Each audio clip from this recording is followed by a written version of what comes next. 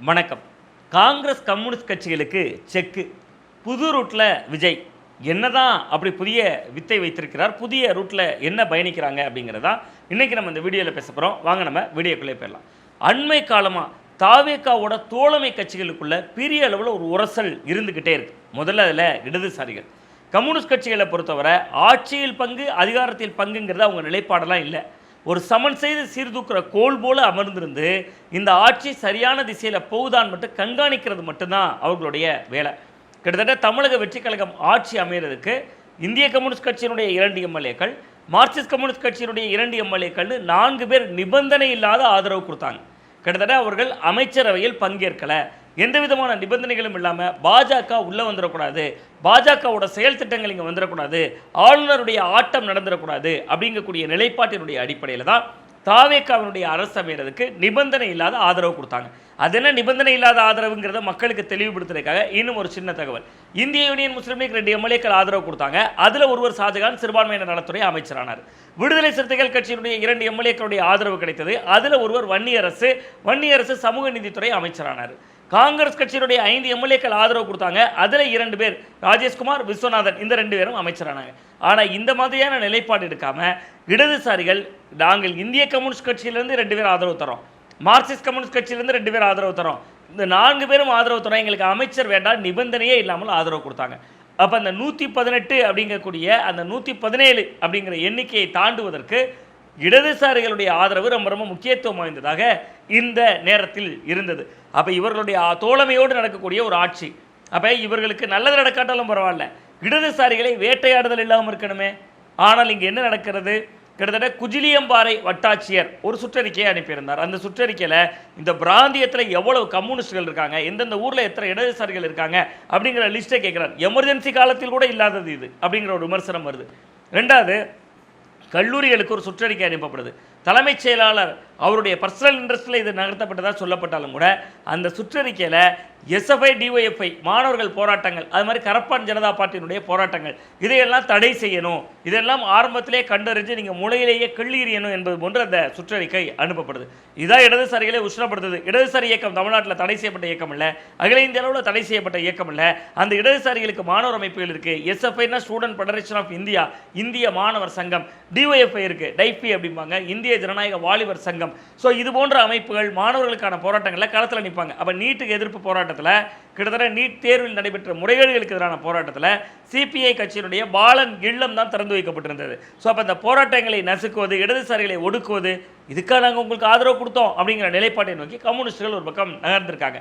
அதுலேயும் ரொம்ப முக்கியமாக கம்யூனிஸ்ட் கட்சியினுடைய, மார்க்சிஸ்ட் கட்சியினுடைய மாநில செயலாளர் சண்முகம் போன்றவர்கள் ரொம்ப ஆவேசமாக அதை பேசவும் ஆரம்பிச்சிருக்காங்க. அந்த பேச்சில் அவங்க என்ன சொல்கிறாங்கன்னா, தமிழ்நாட்டில் விஜய் அரசு நடக்குதா, அரசு அதிகாரிகளுடைய அரசு நடக்குதா அப்படிங்கிற விமர்சனத்தை எல்லாம் ஒரு பக்கம் முன்ன வைக்கிறாங்க.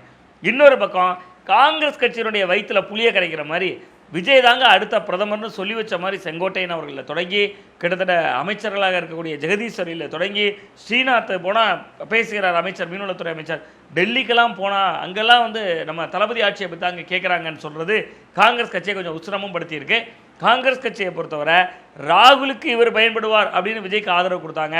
ஆனால் ராகுலை ஓவர்லேக் பண்ணுற மாதிரி சில விஷயங்களை காய் நகர்த்தலில் காங்கிரஸுக்கு இவர் நெருக்கடியை கொடுக்கிறார் விஜய் அப்படிங்கிற இடம் நோக்கி அவர்களும் இருக்காங்க. அதனால தான் மாணிக்கந்தா ஒரு கருத்தை தெரிவிக்கிறார். எல்லாருக்கும் தெரியுங்க, இந்த ஆட்சி வரைக்கும் எங்கள் 5 எம்எல்ஏக்கள் எவ்வளோ காரணம், முதல்ல விஜய் அவர்கள் ஆதரவு கேட்டதே ராகுல் காந்தி அவர்கிட்ட தான் கேட்டார் அப்படின்லாம் பகிரங்கமாக இன்றைக்கி பேச ஆரம்பித்திருக்கிறார். ஒருவேளை காங்கிரஸ் உள்ளே வரலைன்னா அமித்ஷா தாவேகாவை உடைத்திருப்பார், உடைத்ததோடு மட்டும் இல்லாமல் எடப்பாடி பழனிசாமி கிட்ட ஆட்சியை கொடுத்துருப்பாரு அப்படின்லாம் பேசுகிறார். அப்போ தாவேகா கூட்டணிக்குள்ளே உரசல்கள் ஆரம்பித்து விட்டது. இது ஒரு நிலை. சரி, இதுக்கு விஜய் எப்படி செக் வச்சாருன்னு நீங்கள் கேட்கலாம். விஜய் அவர்கள்ட்ட பிளான் பி இருக்குது அப்படிங்கிறாங்க. அது என்ன பிளான் பி? ஏற்கனவே அதிமுகவிலிருந்து 6 எம்எல்ஏக்கள் ராஜினாமா செய்துவிட்டு வந்து விட்டார்கள். விஜய் அவர்கள் வெற்றி பெற்ற தொகுதி 1 இருக்கிறது. அப்போ 7 தொகுதிகள் ஆகிவிடுச்சு. தாவேகாவுக்கு தேவை இன்னும் கூடுதலாக 107 இடங்கள் ஏற்கனவே இருக்காங்க. 11 எம்எல்ஏக்கள் தான் தேவை. அது தாவேகா கட்சிக்குள்ளே இருந்தே தேவை. அப்போ தனிப்பெரும்பான்மை வந்துடும். தனிப்பெரும்பான்மை வந்துட்டால் இடதுசாரிகள் நிர்பந்தங்களுக்கு பதில் சொல்ல வேண்டியதில்லை, காங்கிரஸ் இப்படி பேச வேண்டிய சூழல் வராது. அப்போ அந்த 11 பேருக்கு அதிமுகவில் பிளான் பியை இன்னும் ஒரு 7-8 எம்எல்ஏக்கள் ராஜினாமா என்கிற இடம் நோக்கி நகர்த்தினால் சாத்தியமா அப்படிங்கிற ஒரு இடம் இருக்குது. அதை சாத்தியப்படுத்துறதுக்கு தான் நீங்கள் 2021 சட்டமன்ற தேர்தலில் திமுக வெற்றி பெறுது. மகளிர் கொடுக்கக்கூடிய 1000 ரூபாய் கொடுத்தது 2023 செப்டம்பர் 15 பேரறிஞர் அண்ணா அவர்களுடைய பிறந்தநாளில். 2024 பாராளுமன்ற தேர்தலை மனதில் வைத்து கொடுத்தாங்க. ஆனால் அந்த தாவேக்கா காட்டக்கூடிய அந்த வேகத்தை பாருங்கள். இன்றைக்கு கேஸ் சிலிண்டர் 3 சிலிண்டர் இலவசம், விடியல் பயணத்தில் அனைத்து பேருந்துகளில் இனிமேல் நீங்கள் போகலாம். கிட்டத்தட்ட அதே போன்று தாய்மாமன் தங்க மோதிர திட்டம் வந்துருச்சு. கிட்டத்தட்ட இன்னொன்று அண்ணன் சீர் திட்டம்ங்கிற பேரில் 1 பவுன் தங்க மோதிரம் கொடுக்குற தீம் வந்துருச்சு. இப்படி பல திட்டங்களை ஒரு பக்கம் கொடுக்குறாங்க. மருத்துவ காப்பீடு 5 லட்சத்துலேருந்து 25 லட்சமாக உயர்ந்துருச்சு. இந்த எல்லா ஆட்டமுமே கம்யூனிஸ்டுகள் காங்கிரஸ் உங்களுக்கும் பதில் சொல்லிட்டாங்கங்கிறேன். எப்படின்னு கேட்குறீங்க? இடைத்தேர்தல் வருது. இடைத்தேர்தல் என்பதே இடைத்தேர்தல் தான். விஜய் அவர்களோட இமேஜ் ஒன்றில் கீழே இறங்கணும் அல்லது மேலே பூமாகணும். நீங்கள் கீழே இறங்குதா மேலே ஏறுதாங்கிறத எது தீர்மானிக்கும்? வெல்ஃபேர் ஸ்கீம் தீர்மானிக்கும். தமிழ்நாட்டினுடைய திட்டங்கள் தீர்மானிக்கும். தொழில் முதலீட்டில் 1 லட்சம் கோடி ஈர்த்தேங்கிறாங்க. ஸோ இது மாதிரியான விஷயங்களை பேசுவதன் மூலமாக, மக்களுக்கான வெல்ஃபேர் ஸ்கீம்ஸ் அறிவிக்கிறதன் மூலமாக இதெல்லாம் இடைத்தேர்தல் பிரச்சார களத்தில் பயன்படுத்தக்கூடும். அப்போ இடதுசாரிகள் காங்கிரஸ் ஆதரவு என்கிற நிலைப்பாட்டிலிருந்து தாவேக்கா தன்னாலகவே ஓடத் தொடங்கக்கூடிய ஒரு காலத்தை நோக்கி காய் நகர்த்த தொடங்கிட்டாங்க. இது கம்யூனிஸ்டுகள் காங்கிரஸ் கட்சிக்கு செக் அப்படின்னு நம்ம பார்க்கலாம். அப்போ இவர்கள் 2 பேரையும் தாவேக்கா எப்படி பயன்படுத்தியதுன்னா சந்தர்ப்பவாதத்திற்கு பயன்படுத்தி கொண்டது. கிட்டத்தட்ட அவர்களுக்கு ஒரு பெரும்பான்மை தேவைப்பட்டது. அந்த பெரும்பான்மை நேரத்தில் மதசார்பில்லாத சக்திகள் தான் எங்களுக்கு தேவைன்னாங்க. மதசார்பற்ற சக்திகளோட கைகோர்ப்பால் அவர்கள் அணிவகுத்து கொண்டார்கள். ஸோ அந்த வகையில் தாவேக்காவுக்கு ஆட்சி ஸ்திரத்தன்மை என்பது பொதுவாக ஒரு நம்பிக்கை வாக்கெடுப்பு நடந்துருச்சுன்னா 6 மாதங்களில் மீண்டும் நம்பிக்கை வாக்கெடுப்பு கோர முடியாது. இந்த 6 மாதங்களுக்கு இடையில் தன்னை அவர் நிரூபித்து கொண்டார் என்றால், நிறைய இலவச திட்டங்களை அறிவித்து கொண்டார் என்றால், மக்கள் நலன் சார்ந்த விஷயங்கள் நிறைய திட்டங்கள் அறிவிப்பும் வருதுங்கிற நான் 110 விதியின் கீழே வருது. ஸோ இப்படியெல்லாம் வருகிற பொழுது இது தாவேக்காவுக்கு கொஞ்சம் பலம் சேர்ப்பதாகவும் மாறுவதற்கான ஒரு வாய்ப்பு இருக்குது. ஸோ அந்த வகையில் இது இடதுசாரிகள் காங்கிரஸ் கட்சியில் வைக்கப்பட்ட செக் அப்படின்னு நான் பார்க்குறேன். நீங்கள் எப்படி பார்க்குறீங்கன்னு மறக்காம கமெண்ட் பாக்ஸில் கமெண்ட் பண்ணுங்கள். மீண்டும் நல்ல ஒரு அரசியல் அப்படின்னு சந்திக்கின்றேன். நன்றி, வணக்கம்.